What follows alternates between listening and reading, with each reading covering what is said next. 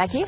Smaller. Okay, here we go. Now on Bounce, it is the one thing your kids can escape: germs. A wellness coach now says that this is the perfect time to get your medicine cabinet stocked for the school year. I want to welcome Dr. Felicia Stoller. She's here to show us what you will want to keep at your house. Felicia is a registered dietitian and nutritionist. So welcome to the show. My pleasure. Thanks for having me. Absolutely. So first, tell us a little bit about yourself before we dive in here. So I'm a registered dietitian, nutritionist, exercise physiologist. I'm an author. I teach at Rutgers University. Wow. I'm all over the place. You are all over the place. Well, we appreciate you coming by WBTV News on Bounce tonight. You know, most of us either have our medicine cabinets in the bathroom or the kitchen. Where is the best place to store medicine?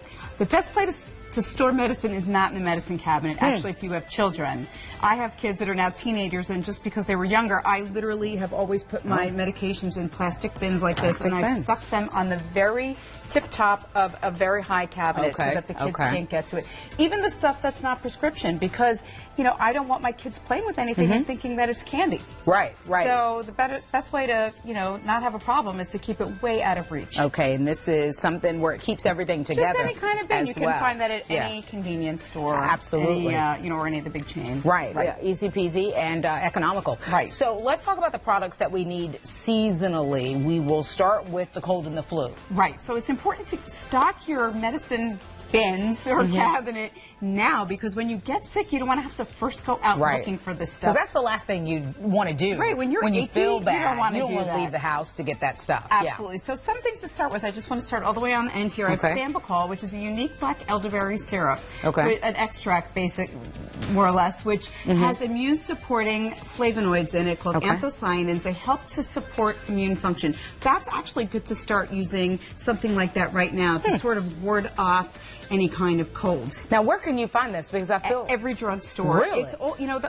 funny thing about that is that it's always by the cough medicines, but it's not a medicine. It's literally, it's an extract of a berry. Okay, so for the folks who are looking for something more natural, perhaps a little more homeopathic, this is right up their speed. Yeah, and I think right up their alley. Yes, of course. And I think the important thing for people to remember is that colds and flus are viral. You cannot take antibiotics for them. So what are we always looking for? We're always looking for a way to relieve symptoms. So aches and pains. So we sometimes think about things like, you know, you've got your acetaminophen and your ibuprofen. Another product I just want to point out here is something called Guna Flu, which is a low-dose remedy.